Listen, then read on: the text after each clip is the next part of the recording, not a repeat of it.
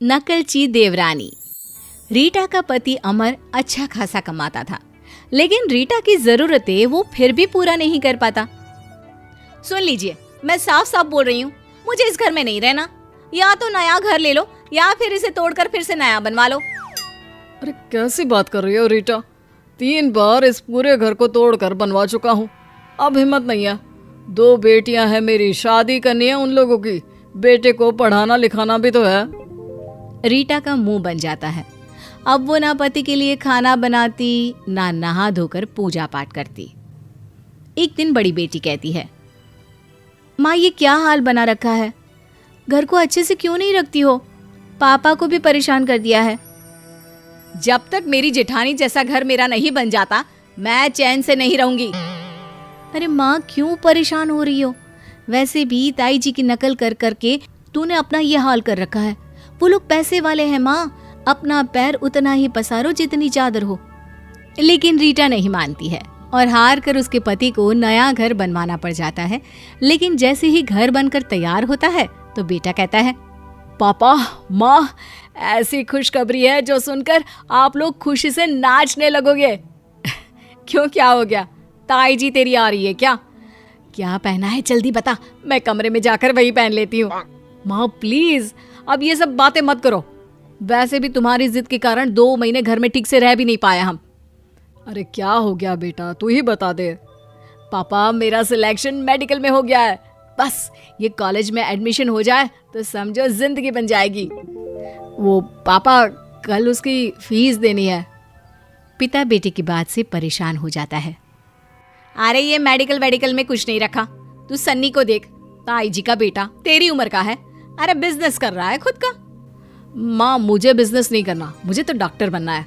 बेटा माफ करना पर मैं तेरा एडमिशन नहीं करवा पाऊंगा, क्योंकि तेरी पढ़ाई के पैसे से मैंने ये घर बनवा लिया है। सॉरी। अरे सॉरी किस बात का जी? मकान कौन सा हम दोनों साथ ले जाएंगे, इसी के तो नाम कर जाएंगे ना। पापा मैं मकान का क्या करूंगा, कुछ बन जाऊंगा तो ऐसे 10 मकान खड़े कर दूंगा। पापा मैं नहीं जानता पर मेरी पढ़ाई की जिम्मेदारी आपकी है ना। पिता क्या करते हैं, काफी कोशिश करते हैं लेकिन कुछ बात नहीं बनती। भाई तू अपनी रैंकिंग दिखाकर बैंक से लोन पास करवा ले, पढ़ाई के लिए बैंक लोन देती है और फिर जब तू कुछ बन जाएगा तब बैंक को पैसे वापस दे देना। क्यों? और फिर ये मकान भी तो है ना, रख दे गारंटी में। भाई को कुछ राहत मिलती है। कुछ साल बाद रीटा की जिठानी, जिसकी वो हर बात पर नकल किया करती थी, अपनी बेटी के साथ उन लोगों के घर आती है। रीटा ये लो मिठाई खाओ, मेरी बबली है ना, उसकी शादी अमेरिका में तय की है। हाय रे दीदी, अमेरिका? वाह जी वाह, क्या बात है।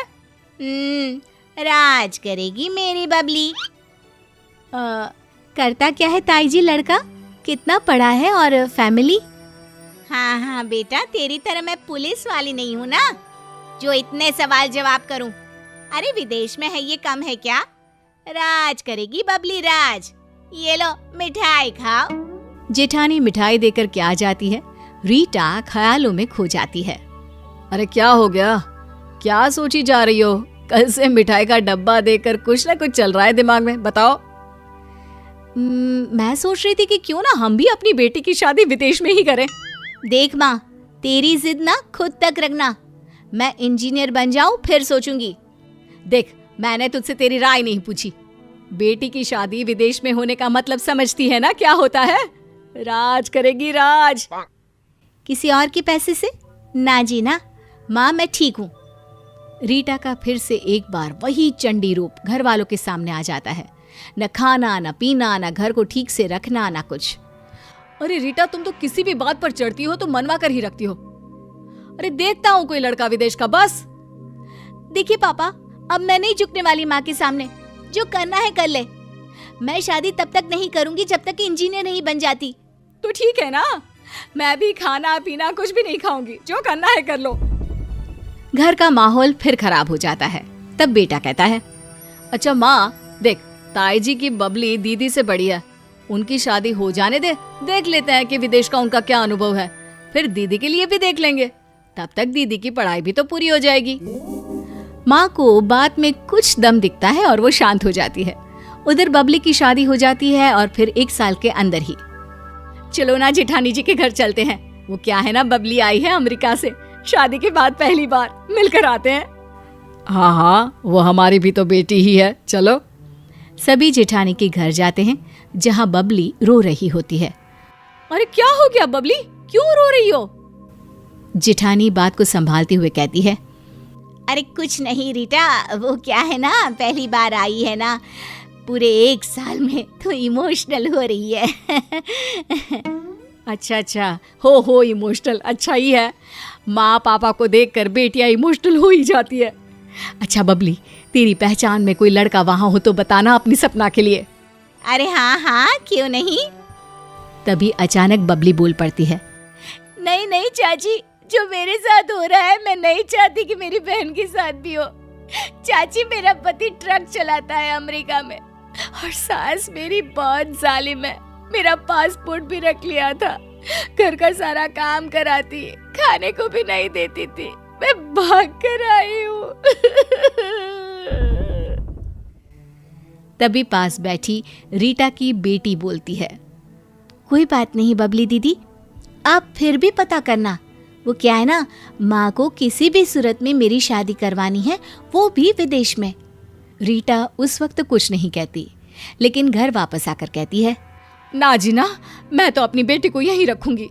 1 तो साल 2 साल बेटी का चेहरा देखने को तरसो, फिर वहां कुछ ऊंच नीच हो तो देख भी ना पाऊं। चलो, तुमको होश तो आया कि नकल नहीं करनी चाहिए। तभी वहां रीटा का बेटा आता है। पापा, मैं अब आप लोगों के साथ नहीं रहूंगा, मैं जा रहा हूँ। अरे नहीं बेटा, ऐसा क्यों बोल रहा है? हम लोगों ने क्या कर दिया? अरे इतना सुंदर मकान है, और कहाँ रहेगा फिर तू? माँ, तेरा सुंदर मकान अपने पास ही रख। वैसे भी जब मैं डॉक्टर ही नहीं बन पाऊंगा तो मैं क्या करूंगा इस मकान का? क्यों, क्या हो गया बेटा?